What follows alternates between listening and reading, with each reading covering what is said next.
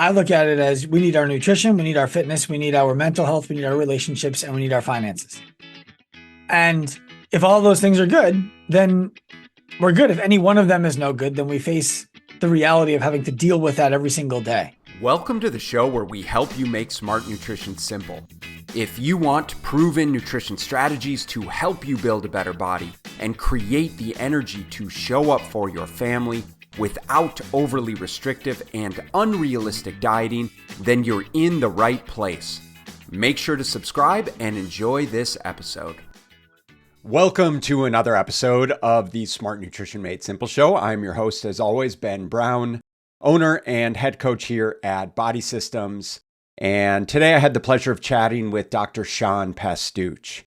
Sean is the owner and founder of Active Life, a personal development company that combines education, exercise, and mentorship to empower a life of freedom without compromise. He's helped Olympic medalists, professional baseball players, CrossFit Games champions, and thousands of people get out of pain without going to the doctor or giving up their active lifestyle. In today's conversation, we talk about the various ways the healthcare industry and the fitness industry are failing us, particularly those who are dealing with chronic pain. Sean talks about the impetus behind Active Life, the transformative power of mentorship, why a 2-day certification is simply not enough to become a qualified coach, and the need for a new industry standard that prioritizes education, knowledge, and personal development. So whether you're a coach looking to elevate your career or someone on a personal health journey, this episode will arm you with the clarity and the understanding necessary for success. So without further ado, here's my conversation with Dr. Sean Pastuch. Dr. Sean Pastuch, welcome to the Smart Nutrition Made Simple show. How you doing, Ben, man? I appreciate being here, man. I like the title too, Smart Nutrition Made Simple. I think I make it way simpler than you do, but I don't think it's as smart. I don't think we ever can make it simple enough. No. At the end of the day. And you know what? I think I tend to make things far too complex, but hey, at least we're working towards a common goal. I want to actually give an explanation to that so that people know that I'm not knocking you, but actually knocking myself.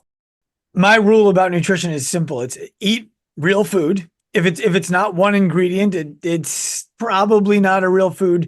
And if it's not in your house, you can go get it anytime you want, but you have to go out of the house to get it. That's my entire nutrition guideline.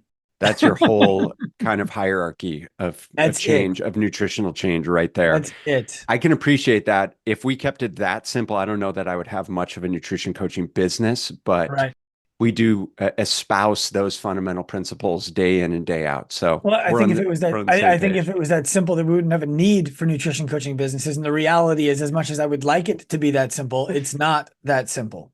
Okay. Well, if we're getting down the rabbit hole, then it is that simple, but it's what's between the ears that make things far more complex. Is that reasonable? Yeah. Look, every time I have a nutrition coach come on to my show, I like to ask them the question, if we didn't have to deal with modern marketing and the grocery store, would you have a job? No, not at all. I mean, that's the deal. It's like, it's not that complex, but it is psychologically. Sure. I had my rancher out yesterday for a podcast. I work with a rancher direct. Oh, amazing. Yeah. Rancher. Yeah. And I had him on the show and he asked me, because he sells food, right? He's like, I think the base of everything is what you eat. And I said, it's the base of everything for people who have everything else together. You know, I think that they function I look at it as we need our nutrition, we need our fitness, we need our mental health, we need our relationships, and we need our finances. And if all those things are good, then we're good. If any one of them is no good, then we face the reality of having to deal with that every single day. And I told him straight up, I said, look, if everybody lived and worked on a farm, there's no world in which anybody needs my help. Yeah. Or a nutrition coach's help. Like, we're eating what we're growing, we're eating what we're killing, we're carrying it from one place to the next, so we're physically fit enough. There's no room for me. Well, realize that the state of our nutrition industry, like, just look at how much it's changed in the last 100 years. Yeah. Well, if we allow Tufts University to have their way, it's going to change a lot in the next 100 too. Yeah, so we're on this nutritional path, but I agree with you. I mean, I think it's, we all have this sort of scope of focus, and perhaps nutritionists and farmers are going to be like, no, like it's, nutrition is the bottom of the totem pole and it's the most important thing to be focused on. And, trainer might say something different about exercise, and a financial planner might say, you know what, if you don't have your finances together, like you can't afford the healthy Mhm. food and you're just going to be relegated to, um, those types of things. So yeah, absolutely. It's super nuanced, but it's interesting because this is part of the reason I wanted to have you on the show, is because from the second I started to get to know you, it prompted these seemingly complex conversations, which I really, really appreciate. You asked really good questions. You had these kind of in-depth stories and explanations for things. And obviously we're coming in with a lot of knowledge and wisdom about things. And also it's like, you're a family man, I think, we met at an event recently, and your wife is lovely. I Thank think it you. was really, really smart to bring her to the event. I Mhm. think that probably was a little bit of strategy to that, but is that fair? No, I mean, it is fair, but there's no strategy at all. So what happened is this. Um, I love my wife and my family love more than I love to travel and go to events. And I'm better when she's around. And so the only strategy there is the decision was I'm going to travel more because it's useful for the business and for my psyche to travel more. And I want you to come with me whenever you can because I have a better time when you're there.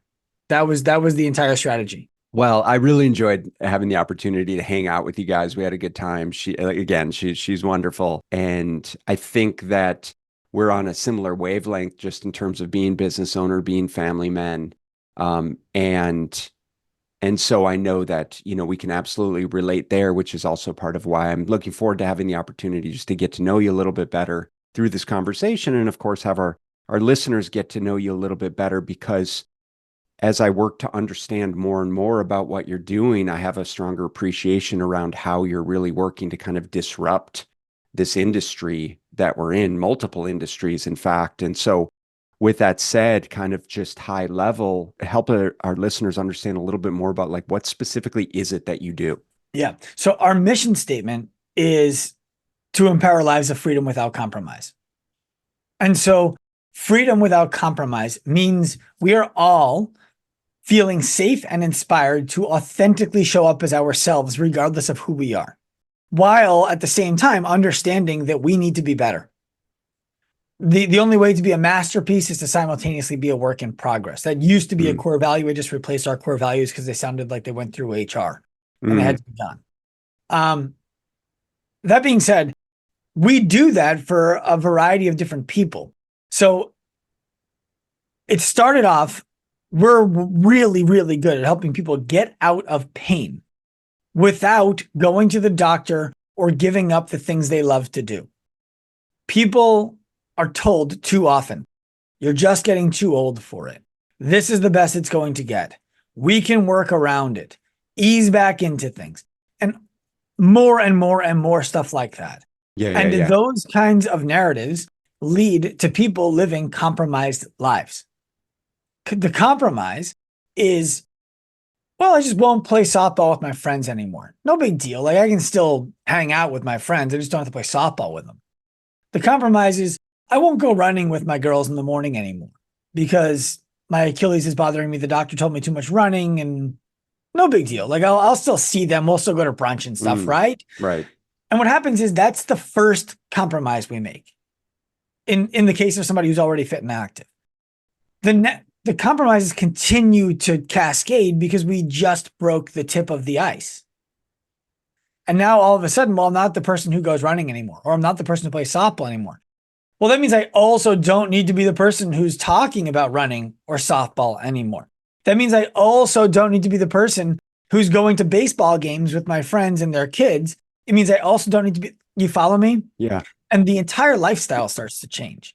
And so what happens is the person who is in pain, for example, can avoid the pain as long as they work around it or avoid the thing. But that's not what they want to do. It's the best they believe they're capable of doing. And that's just not true.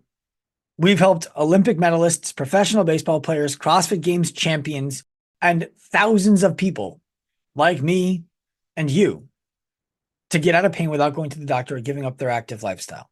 It requires becoming a version of yourself you never have been before, which means there's a lot of personal development there. There's also exercise and education.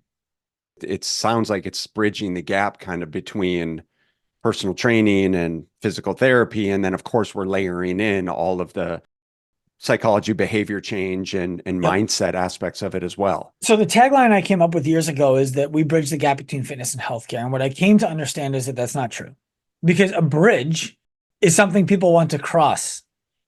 It's not a destination. It's a temporary location that people use to go from one place to another. And so, being really literal with the words, the Golden Gate Bridge, for example, people come to see it, but nobody stays on it.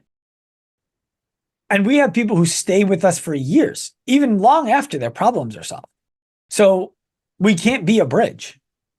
So we're a landmass adjacent to both. And the way I actually see it is there is a fitness industry and there's a sick care industry. The fitness industry does the really good job helping people who are already generally healthy. Totally.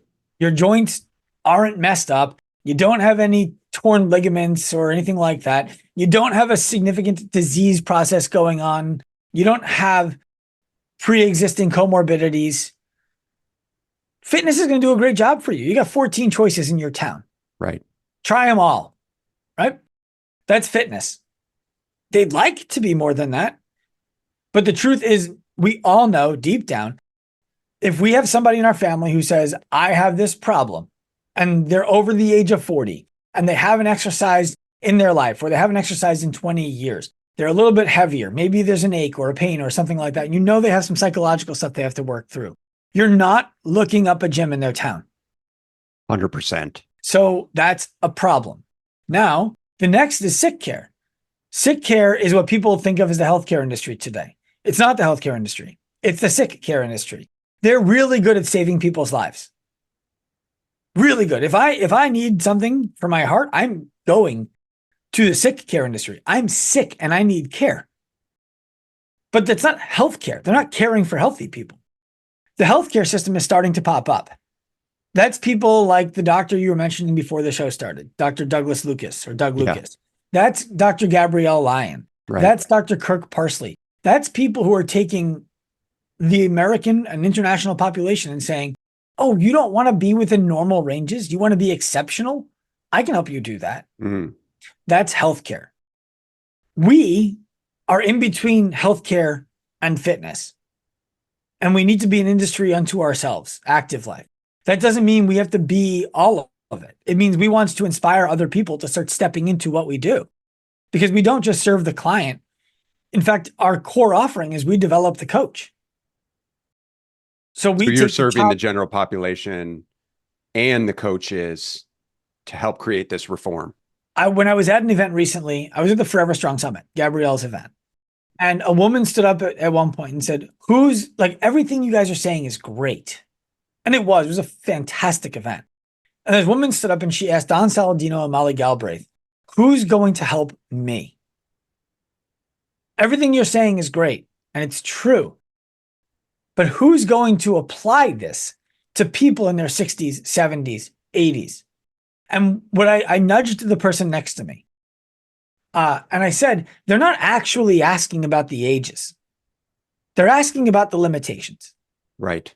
They're asking about who's going to help the people who can't just go do the things you're talking about right now. And to the credit of both of the people on stage, Molly and Don, they were like, look, you have to find somebody who knows how to do that. There's not a lot of them. But if you do the work and find them, or even better, become one, we can start to make some change. And I wanted to jump out of my chair and say, call me. Call me.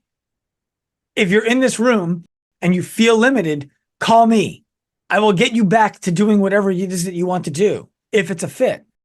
And if not me, I have over 400 coaches we've developed in the last year and a half who can help you. Mm. Yeah, because the way I'm thinking about it, I mean, I think immediately to my parents. Mm-hmm. And now my mom, she goes and sees a personal trainer, and she's great, and she works with all my mom's limitations and what have you. And to be fair, my mom bounces back and forth between physical therapy and training, and there is this concrete line, this line between what the trainer can do, what the PT's doing, and to be fair, I don't think any of it is serving her at the highest level. No, and I wanted to be courteous, and I wasn't sure if I was going to speak to it until you said that. But Yeah. what that tells me is the trainer's not doing a good enough job, and neither is the physical therapist. Well, 100%, I agree. But I'll point the finger inward too to say, listen, we run a nutrition and a coaching business and a fitness business, and I will flat out tell you, it's like we are very, very limited in our ability to say nothing of being an online business, but we're very, very limited. Where does your mom live? Tucson. Tucson, Arizona. I'm going to write that down. Yeah. But, so this is the crux. I speak to my father. It's like the dude hasn't been physically active in years and years and years. And so he can't go see the personal trainer. He goes and sees a physical therapist, here and there with his myriad of ailments, but it's like, that's obviously not doing anything. So where did you,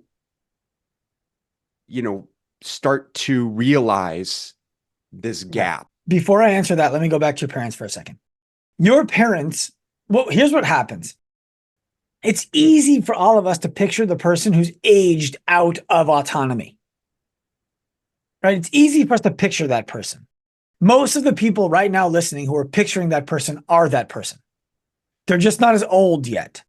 It's if you have to think at all before you do anything, if you're saying, it takes me longer to get warmed up now, you're the same person. You're just a younger, earlier on the continuum version of that person. If you say, I have a bad back, you are that person. If you have a bad knee, you are that person, right? It might sound cold when I say it like that. The things you have in common are that there is a limitation on the way that you are able to move through the world that is present in the front of your mind when you're getting ready to move through the world. It's omnipresent for your parents, and it's specifically present for you. But that specific presence only grows. It doesn't become less. And so while it's true, we do work with several people in their 60s and 70s and even 80s, most of our clients live between 40 and 55 years old. Now, how did I stumble onto all of this?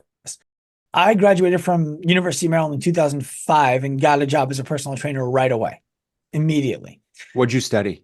Exercise science and public health. Did you know you were going to go into personal training? Was that the plan? No, I actually created my own major at University of Maryland, and I merged pre-med and ex-phys. So if it was an ex-phys or pre-med, I took it, which was so dumb in hindsight. I should have just taken the pre-med prerequisites at a community college because they were freaking hard. Yeah. But anyway, that's me just being an extreme rugged individual who doesn't think things through all the time. Much better now. I started working as a personal trainer after I graduated college because I wanted to figure out what I wanted to do. Maybe training would be it. I didn't want to go to chiropractic school and be a chiropractor like my dad and my uncle. And I didn't want to be a medical doctor because I didn't want to push pills. And I didn't want to be a physical therapist because I felt like it was just, I didn't like the idea of khakis, white sneakers, a belt, and a clipboard. And pretty fair. Yeah, thanks. So, the other thing is I've always had ambition that goes beyond what I think could happen inside of a regular clinic. And we can get there in a second if you want. But I started working as a personal trainer and I did really well.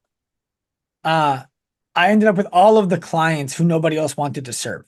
Where were you training? Well, if we skip the beginning part where I left the gym because the owner set me up to sell a bag of steroids to a member without telling me, Equinox. Okay.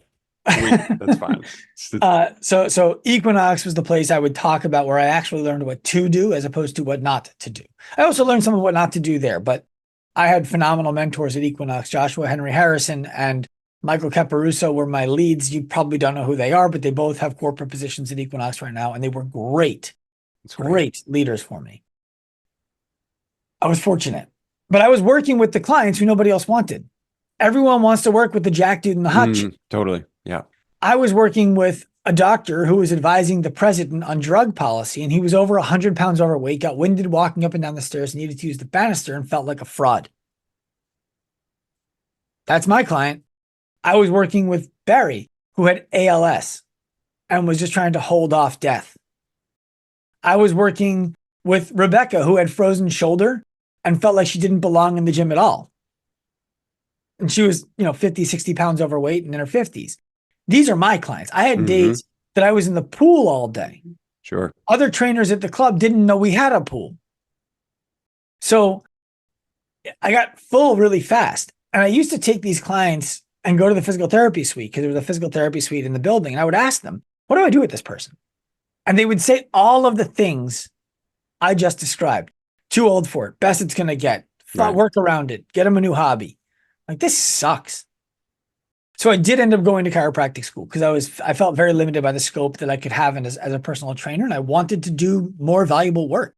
After chiropractic school, fast forward a bit, I opened my own clinic after a few years of apprenticing in my father and my uncle's clinic. I didn't love how they practiced. I wanted to be much more soft tissue, longer visits, exercise interventions. So I opened my own clinic and a CrossFit gym.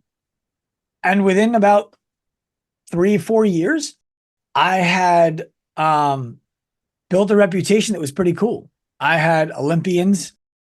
I had professional baseball players trying to extend their careers. I had CrossFit Games champions. Over 40 CrossFit Games athletes by 2017 were working with me and other people in my clinic. Was this in New York? Yeah, they were flying out to Long Island. So we set up this thing. We called it the intensive visit. And it was a 3-day visit where you would come out, we'd evaluate you in the clinical setting, then we'd evaluate you in the gym setting. We'd progress the evaluation each day over 3 days and then send you home with program design. And this is before there were softwares for program design. Right. And so it was program design and Google Docs. Google Docs, and let's just do calls. So it was like just an absurd amount of calls and program. Like it was crazy, but it was working. And I wasn't advertising. It was just, they were all telling their friends how irreplaceable this was. I left all of that in 2017 when I showed up for a clinic one day and I saw I had 2 people, one of whom had flown into town for a visit, one of whom had driven about 5 hours. Both were staying in hotels for visits with me. And the rest of my day was full with regular patients. And my brain went to, I was like, oh man, that's not good. What is that? What is that feeling? This is what people kill for, and you have it. What is the? So I worked my way out of that. I ended up effectively selling my clinic to my business partner who was working with me at the time, shutting down my gym entity and letting him take over my lease, and taking over what we had started to build online with the clients we were working with in person and then programming for online. And there was no money in it. Like there was nothing. And I'm proud to say turned it into something very real. And at the end of the first year, after 2018, serving all of these clients, the coaches of these clients started reaching out and asking, how are you doing this? So we started to develop coaches so that they could help people solve the problems that we were solving for their own clients. And then those coaches started to have a lot of success. So the gym owners who owned the facilities where they worked were like, hey, I have one coach making a living. And they're the one who came to you. And everybody refers to them. What did you do with them? So we started mentoring gym owners because the limitations of the coaches was the capacity for leadership of the gym owner. And then this past year, January 2023, we opened a brick and mortar to demonstrate what the proof of concept could look like if everybody in the building was aligned to do this for our clients. Was there apprehension? I know you've had some struggles with brick and mortar in the past. I've had struggles with everything in the past. Yeah, that's a good point. So what was the apprehension like in opening the brick and mortar? There was strong apprehension. So let me be clear with your audience to make sure that they don't get the misimpression that I've just won. I'm just so good. I'm so tired of winning. I got my ass kicked over and over and over and over and over again. I failed my way into so much pain that I hired a mentor to teach me what I was doing wrong, who I couldn't afford. In 2016, I made about $30,000. I was working about 17 hours a day. That's not sustainable. And my wife told me she didn't want to be a single mom. We had our first daughter was born. I was never present. I was just in the business. And it was one of those like, one day it's going to hit. It was never going to hit. I just didn't know. I was in so much pain from failure that I faced the reality of having to go get a job or hire somebody to help me who I couldn't afford to pay. Yeah. But what was the worst case scenario? Just go get a job. That was so much worse than going broke. So I hired this mentor, and the first thing he said is, if you want to be better in business, you need to learn to be a better person. I said, what are you talking about? I'm great. I treat everybody how I want to be treated. He said, that's the problem. You're a fucking psychopath. And people don't want to be treated like that. I said, that's true. I understand what you mean by that. And so I learned how to start treating other people. I learned how to execute on empathy. I always knew how people were thinking. I could feel their thoughts. But I tried to make them think like me. That's not how people Right. work. Right. So to make that long story short, I just want your audience to know everything I tried, I have failed at more things than most people have tried. I tried to launch a backpack company that would be more ergonomic than the backpack kids are wearing right now. I spent thousands of dollars, got prototypes made, sold exactly 0 of them. I tried to put a personal training business into hotels. I had a contract signed by the Mandarin Oriental on a business that I lied to them about having already. And they were going to be the first client. And then they sold the hotels to a new group who tore up the contract and said, come and sue us. I had a CrossFit gym and a chiropractic clinic that had the wrong insurances on it. And so when Hurricane Sandy came, that wiped both of them off of the map. I had another, and I didn't get any money. I had another CrossFit gym that I partnered with a large indoor sports complex on that I absentee managed. And the week before we were supposed to open, the head coach got into a head-on car accident driving drunk, went to jail for 7 years. Jeez. I had to replace him with somebody else. And the person I replaced him with and the people who were already in place didn't mesh. That business failed. My clinic wasn't successful. I had people coming in, but I didn't know how to charge them. I didn't know how to run the books. I didn't know how to allocate my expenses. I didn't know how to pay myself. So I wasn't making any money despite being really busy. My gym got to the point that one day I was like, we're losing $17,000 a month and we have a month and a half left before we're out of business. I was not always successful. So for people who are wondering like, oh, I still think I'm failing right now. I know it sounds ridiculous. We have 30 plus employees in our company. We do millions of dollars a year in business. But all I can see, like anybody else, all I can see is the things we don't do well enough. And so I hope that makes it clear to everybody that in no way, shape, or form have I always had my shit together. I don't think that was implied for a second. And by the way, I don't know any entrepreneurs that for whom it's been a smooth ride. And also sounds like you've got quite a lot of lessons that have been gleaned Listen, along the way. so I've heard a really good, I forget whose quote it is, but it's not mine. Teach from the scar, not the wound. Yeah. So I have a lot of scars and I can tell the stories about them because I lived through them. And I've learned and I've recovered and I've built and I'm resilient. I'm not speaking about things that I'm going through right now because nobody wants to hear what I'm going through right now until I've figured out how to overcome it. And I say nobody, and I understand there's somebody listening who's like, I'd love to know what you're going through right now. I can give you some brief understanding of it. We have our brick and mortar. We'd like to be growing faster. We used the whole first year as a test kitchen, and it didn't go as well as we thought it was going to go. It was kicking ass, and then it stopped kicking ass, and we haven't figured out exactly why. But we have some really good ideas. I have people on our team I'd like to pay more money to, and I don't have enough money to pay them more money. Like, these are the little things that right now I'm going through. Like, there's always going to be something. Sure. I was talking to one of our key team members today, and he was talking to a client of ours who's like, it's so hard. And he was like, dude, who told you it was going to be easy? Right. And then he gave a really good metaphor. And he's like, when people who climb mountains, there's the death zone, which is above 8,000 feet or 8,000 meters. I don't remember what it is. But almost all of the deaths happen above that altitude. But 95% of the climb is spent below that altitude. The last 5% is what kills everybody. Mm. Why would you think it would get easier the closer to the top that you get? Oh, you're so close too. That's it. Most people don't make it that far. It's such a mind bend, man. It's such a mind bend.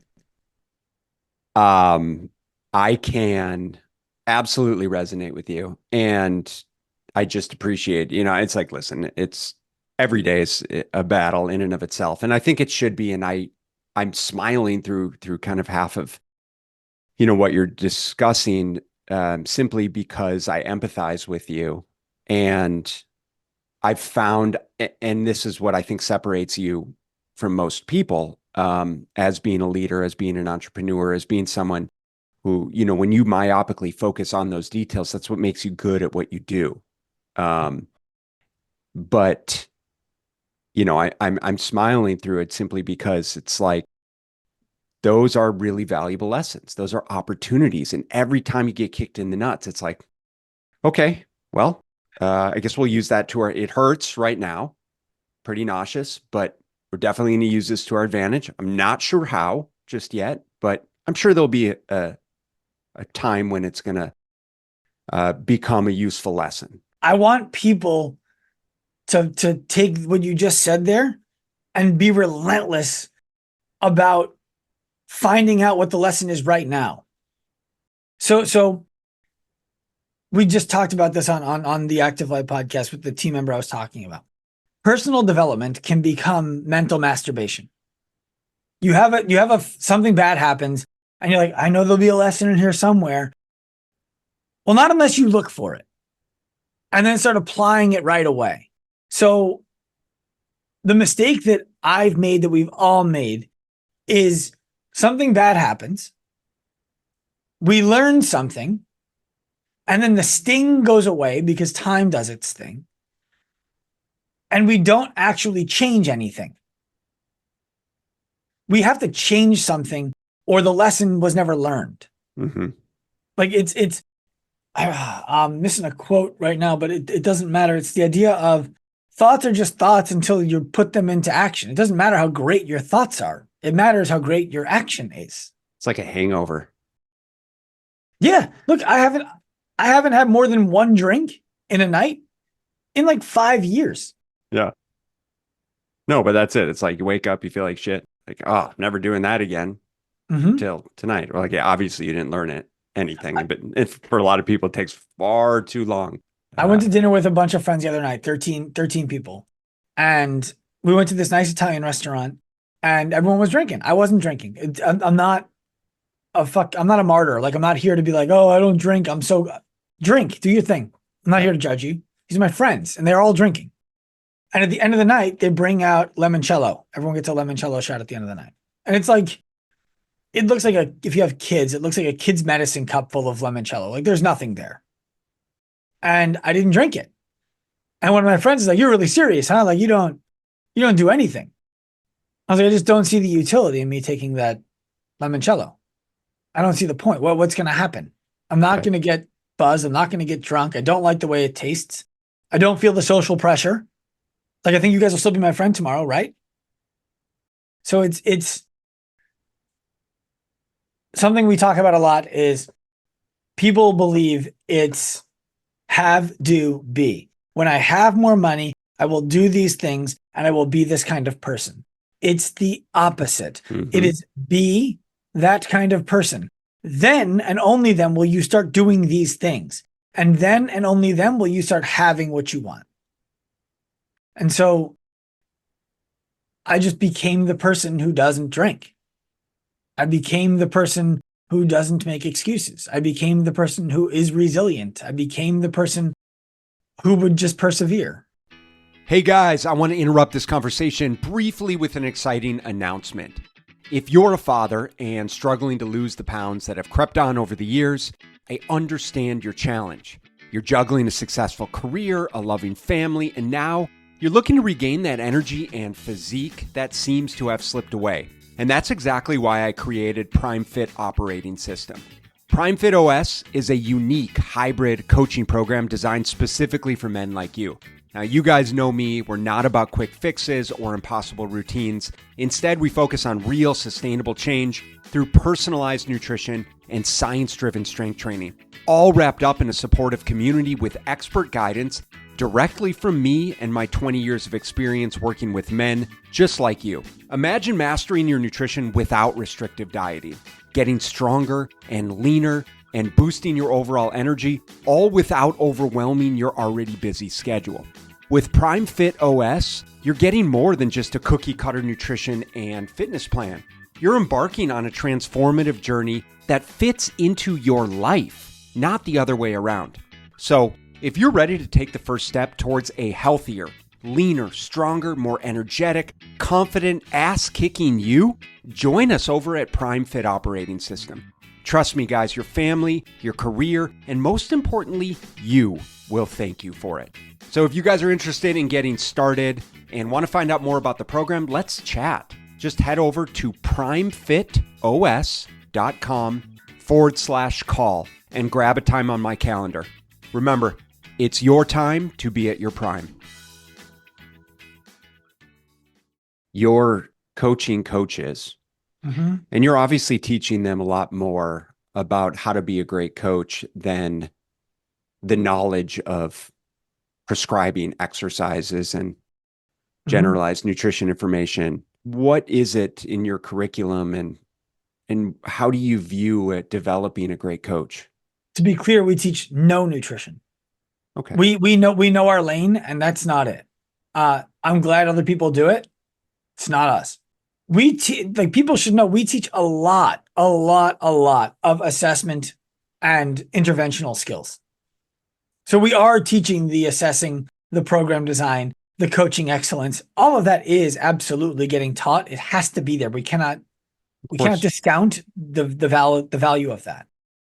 The rest is a combination of business development, because I believe, like we were talking about before, if you're lacking financial health, it's going to be very difficult for you to focus on doing a better job. It's like, yeah, dude, I get it, but I don't have 8 months to do a better job before I make $1. I'm going to have to go get a different job. So we have to teach people how to make money in a sustainable way. We have to teach people, in fact, how much money they need to make. Some people come in and they're like, I just want to make $65,000, $70,000 a year. And then we go through the math with them. And they couldn't live on that. But right now they're making 35. And so they think making 65, 70 would be amazing because they're doubling their income. We're like, no, you need to at minimum triple your income. And that's the cap of their skull flies off when we tell them that. And then when we show them how they can get to it. So there's a lot of the financial, the business, the organization, the boundaries that gets into place too, the sales, the marketing, the business development. And then finally, there's the who do you need to be to adopt all of these tactics and put them to use? The personal development.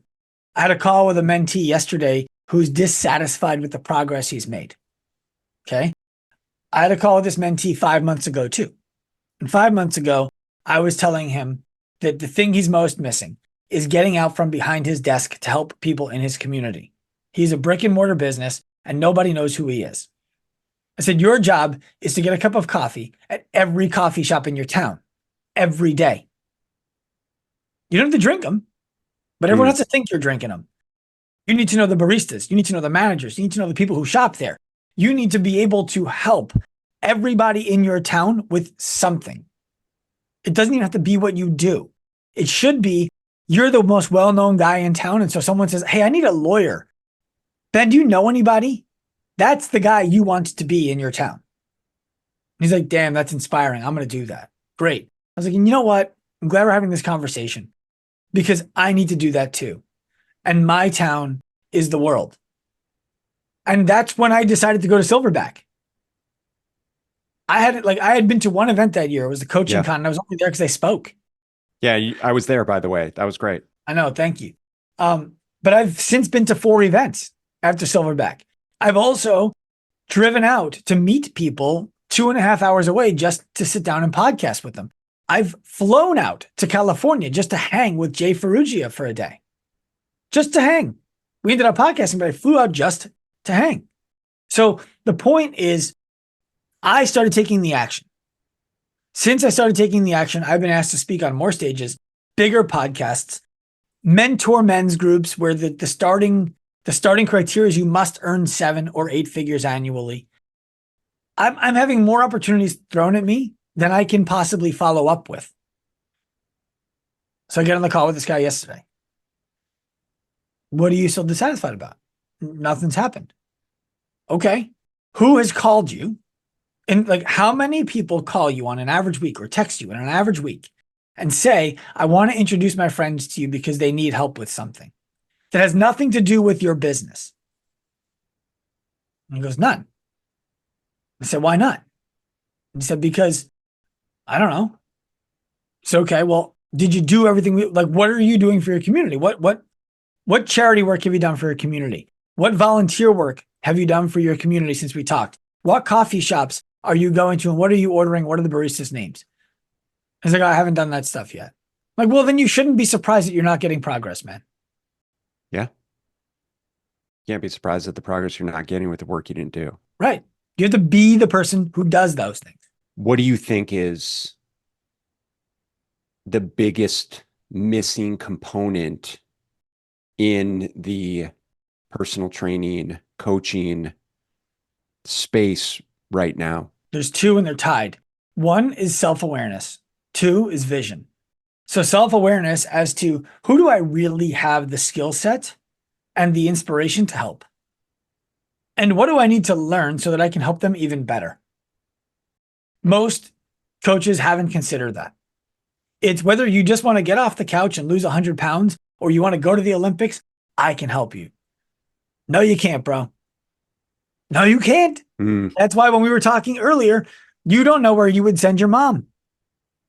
It's why, like, if you have a family member somewhere else in the country that's not right where you are listening to this podcast, you can't just refer them to their local gym because you know there isn't somebody there doing that. You can't refer them to the local gym even in your town. Right. Well, I'm saying more often than not. Right. You might be it. 100%. It's like we have decided that as an industry in the fitness industry that we are good enough. That like the world just needs to recognize us. Why isn't health insurance paying for what we do? Why isn't the government subsidizing what we do? Why is the average fitness pro making $19 an hour? Because it's not good enough. Yeah, because it's generally a weekend certification. At best. I went to an event where I spoke to a bunch of commercial gym owners. And the person who spoke before me was the president of a foundation called IRSA. If people don't know what IRSA is, the International Health and Racket Sports Association. It's the largest conglomerate, I guess you would say, or the largest, whatever, who cares what the thing is called, group of commercial gyms in the world. So think big boxes. And the person, and someone asked her, why aren't you lobbying health insurance to pay for a personal training? She's like, I am, and we're going to get it done. I'm like, no, you're not. That's what I'm thinking. So I go up to speak next. And this is one of those moments where I was like, do you punch that guy in the face or do you smile and walk away? Mm-hmm. I just decided to punch him in the face. And I said, this wasn't planned. This wasn't part of my talk. But I heard somebody ask Liz why health insurance isn't paying for personal training. The answer is because personal training isn't good enough.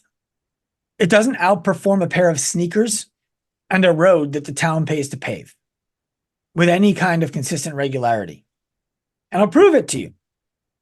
And I said, I want you to imagine right now that every personal trainer in your gym has their name dropped into a hopper.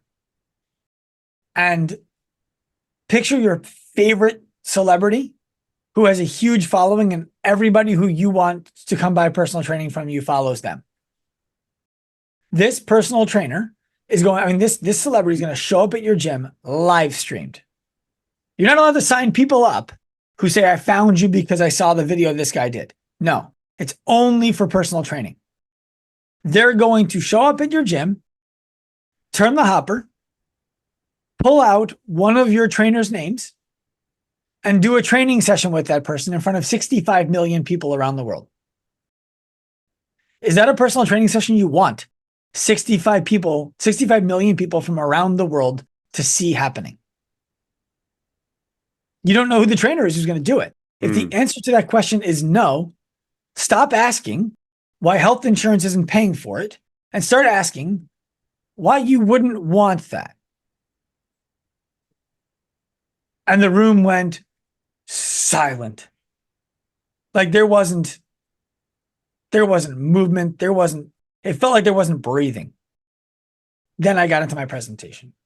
So we're lacking self-awareness and we're lacking vision. What I've observed and certainly experienced myself is the situation where you have self-awareness and vision, and you also come to the realization that,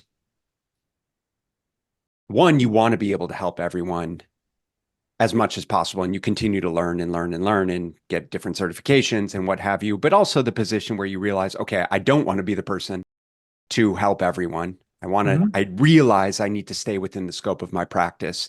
I realize it's better for me, it's better for business, it's better for my clients to stay within the scope of my practice. And then it becomes, well, who do I refer out to? Right? And the problem, as we've been discussing, is that I'm consistently backing up against is perhaps, but it's just the caliber of the individual that we're referring out to, irrespective of the industry, whether it's a medical doctor, whether it's a physical therapist, whether it's a chiropractor. And it sounds like that's the problem that you're working to solve. That is part of the problem we're working to solve, but in reality, we're just looking like that's a problem we're working to solve secondarily. The problem we're working to solve primarily is that the coach isn't good enough and the client doesn't have someone to help him. The coach runs into, let me first answer how we're doing it. I actually think if you're good enough, the person you refer to doesn't have to be as good as if you're not good enough. Because you're taking care of all of the mental load that your client has to carry with working with somebody who's not actually exceptional. You're teaching them how to ask the questions that that person doesn't normally answer, but knows how to answer. So you're making the people you're referring to better by proxy of making your clients better communicators. And the reason why trainers typically aren't referring is not because there aren't enough good people to refer to. It's because they're not actually looking for people to refer to. And the reason they're not looking for people to refer to is they have no way of knowing if that person's going to refer back or not. And so it doesn't seem like it's worth the effort. The best way to get referrals, if you're listening to this and you're a trainer and you want to get referrals, the best way to do it is to go find people you can refer to and then expect nothing in return. Totally. That's it. And so when you're calling a physical therapy clinic or you're calling an orthopedist or you're calling a medical doctor, you don't call about how do we work together. They don't have time for that. They don't need you. You call and say, I have clients who I believe need the help that you provide. How do you most like getting referrals? Do I connect them with your front desk? Is it via email? Is there a way I can connect them with somebody so there's no lapse, so I make sure they take the action we're talking about? That's uncommon. And just by doing that, you'll start to stand out in somebody's mind because you're not actually asking for something. And if you keep referring, you might refer for 3 years before you get your first referral back. But it's not about getting referrals back, right? It's about helping your clients. That's what you're asking. Totally. So now, on the other side of that, to answer your question about making the top 10% of coaches in the world the top 1%, It's the same. Like the coach who does that is in the top 1% most of the time. You don't, when you know your scope, when you know what you're good at, and when you seek to get better at that, you're able to tell a client or a prospect, the truth is, I don't actually know if I can help you. I've never worked with somebody like you before. I'm confident I can figure it out. And there's going to be a learning curve. If that's something that you're open to, I would love to take you on. The alternative is you say, yeah, I can do this, and then feel immense pressure every day because you know that's not necessarily true, but it might be. I had a guy recently come to me, the guy with the multi-million-dollar mastermind, guys who you have to earn 7 figures just to apply to be in it. And he asked to be a client. And he says to me, I want all of my clients to be your clients. And I said, I have to tell you something that's really uncomfortable for me to tell you. I said, we do a really good job keeping our promise to get you out of pain without going to the doctor and missing the gym as a company. I have failed to make sure that we do that in a way that would reflect the value that I think you would expect. He charges his clients $5,000 a month. We charge our clients $400. So I said, here's what I want to do. If you're good with it, I don't want your money. I want your feedback. Because if we're going to take your clients, we need to be a different level of service than we are right now. We're like the best restaurant in your town, and we need 3 Michelin stars. And the only way we get there is if somebody who knows what 3 Michelin stars looks like comes on as a client. We take off all of the limiters so that we can serve you in a way that we don't even consider our own financials. And you tell us why that's only halfway good enough. Are you down for that? He said, yes. So that's what we did. Now that's a client who knows you're not getting a Ferrari service. You're getting a Mercedes, which is pretty damn good, but you're not getting a Ferrari. I need you to help us make it one. So when he experiences something that adds a little bit of friction that he didn't want, he knows, check, let me share this with Sean. Let's make it better. I love the brutal honesty and have experienced immensely in the last few years as I've been able to embrace that in my own business personally, of just having that, candid nature of telling the client, I don't know if I have the tools to be able to support you. I'm more than happy to try. I feel like we have a good relationship. We have good communication, and I'll learn. But, that is, I think, kind of the foundation for building the level of trust that's a requisite for helping a client get the results that they deserve to get, regardless of how much they're paying for your service. It's freedom without compromise, Ben. That's our mission. So it's the freedom to tell the truth, even when the truth might be the reason that somebody doesn't work with you. I'm not compromising on that. So we've talked about the type of clientele that you guys serve and the way in which you want to be able to serve them, both brick and mortar, both online.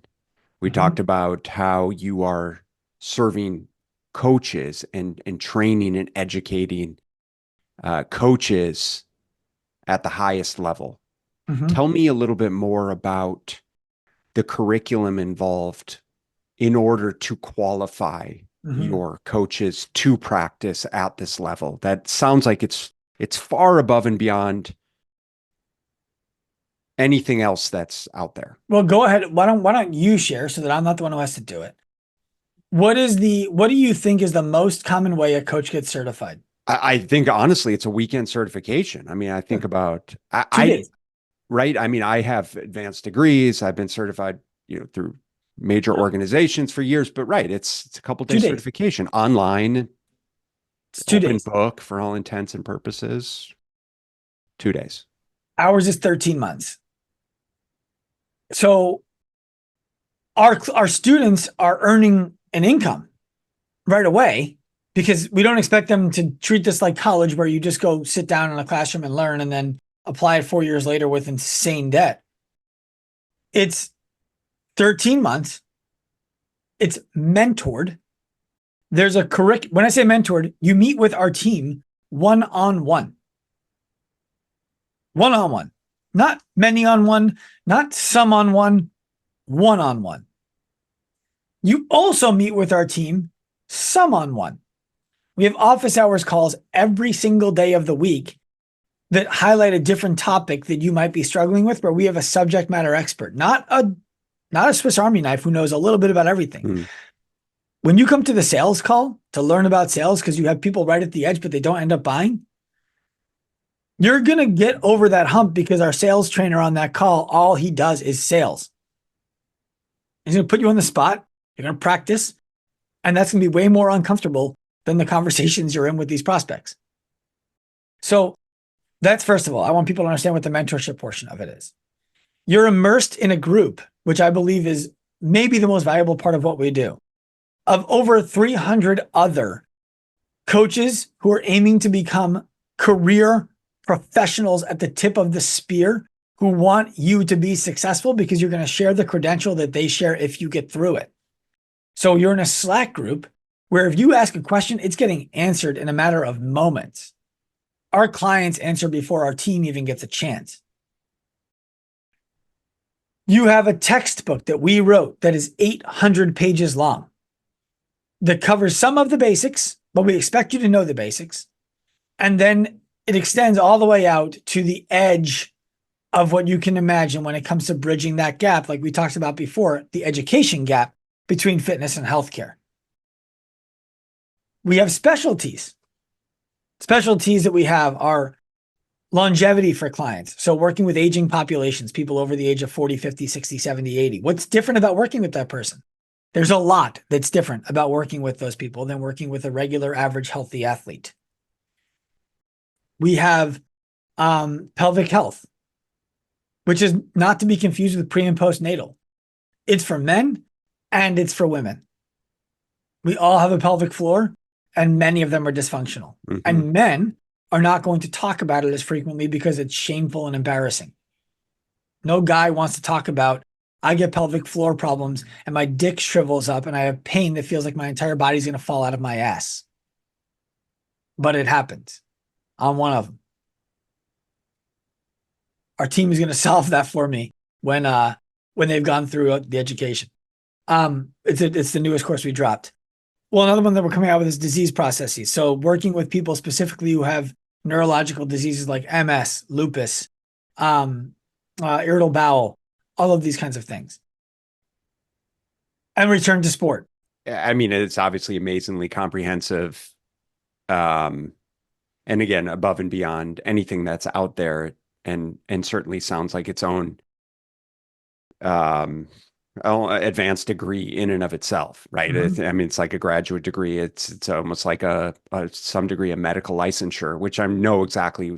It's like the level of qualification required to put a coach through that is expansive, which I appreciate that for. What do you envision the career looking like for your graduates? Short term, they're entrepreneurs who are or entrepreneurs, depending on where they work. Yeah. And what we already see is the average person coming in is a coach who's earning less than $36,000 a year when they start.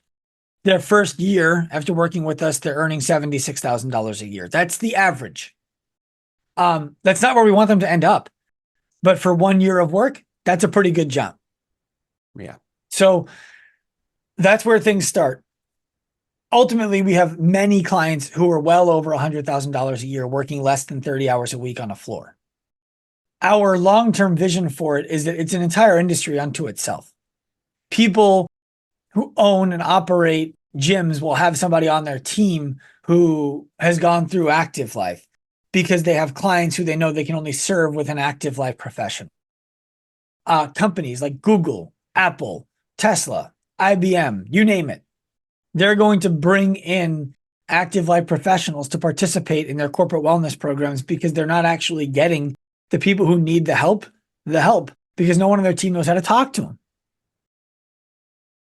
they're going to become entrepreneurial, even more so than they are today. They're going to start serving the most influential people in society, because influential people are typically not in their 20s and 30s. And I'm not talking about Instagram influence. I'm talking about real influence. Those are people who are looking for someone who can meet them where they are.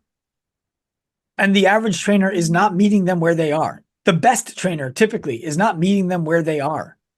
So we are going to prove to the world, we're going to start documenting it more. We haven't done a good job of that. That these people are already coming to us. They live in your town. Why aren't they coming to you? And we're going to help you become the person that they come to, because we can only take on so many, and we only want to take on so many. That's the vision. Beautiful, man. So for those of you listening, because I know we've got coaches that listen to this show, pretty compelling to not at least reach out to Sean and find out more information about his Active Life program. For those of you that are not coaches, but looking for help, feel like you might be living in limbo between your corner gym personal trainer, perhaps getting an online trainer. It also seems reasonable to reach out to Sean and Active Life to find out more about how they could potentially help you. Find me on Instagram at Dr. Sean Pastuch. Come straight to me. They can go to the team on either of our company Instagram accounts, but if they heard me on this podcast, I want them to get me. So come straight to my Instagram at Dr. Sean Pastuch. I will respond to every DM that I get. What I want people to know about what you just said there is, back a moment ago, I was asking that client about how many people are coming to you for help outside of what you do. I get at least one text about that every single day. My friends know, and people who know me know, I don't care who gets paid to help this person. Send them to me, and I'll help them get to someone they can trust. I've built that network on purpose. If you come to me in the DM and you're dealing with something and you're not sure what to do about it, and I am not 100% certain that we are the place who should help you, I'm going to connect you with somebody else. I had a guy come to me yesterday about his marriage. I'm not a marriage coach. He just heard me talk on a podcast and thought it was compelling. I connected him with a marriage coach. So you are safe to come to my DM and know that you're going to get treated the way you want to be treated. Yeah, I mean, I find that at this juncture in my career, and I think you probably would agree, is I think that that's perhaps one of the most fulfilling aspects of what we do. Is not necessarily serving the clients themselves, but being able to nurture an incredible network. Mm-hmm. And I've talked on the show before about the value of going to in-person conferences to meet people like you, to be able to develop these relationships, right? And to be able to help guide people in the direction that they want to go. Because at the end of the day, we're here to serve, right? Mm-hmm. We are servants. That's what coaches are. And so whether we're helping them or we're helping them get the help that they're looking mm-hmm. for, that's all I could possibly ask. And it sounds like, you know what, man, you're really, like I said at the beginning, you're really just kind of disrupting the industry and really creating a brand new opportunity for people to find the help that they're looking for. So I applaud you, appreciate you for that. And thank you for your time and energy and wisdom and knowledge, and send, a lot of love to you and your family and your lovely wife, and good luck with the little boy on the way. Very exciting. You obviously have a lot going on right now mm-hmm. with all of that. So kudos to you for being able to juggle it all. Listen, balls fall every once in a while, but we pick them up. That they do, my friend. Trust me. Again, I'm smiling because I get it. Well, thank you, sir. Appreciate you. Looking forward to catching up again soon. Yes, sir. Talk soon, Ben. Take care. Thank you so much for listening. And if you found this content valuable, here are 4 ways I can help you in your nutrition journey for free. 1, grab a free copy of my Fat Loss Fix Guide at fatlossfixguide.com. 2, Join my free group at smartnutritionmadesimple.com. 3. Subscribe to my YouTube channel at smartnutritionmadesimpletv.com. 4. Leave a 5-star rating and positive review so that we can gain access to more nutrition experts ready to share their knowledge with you and ultimately help more people make smart nutrition simple.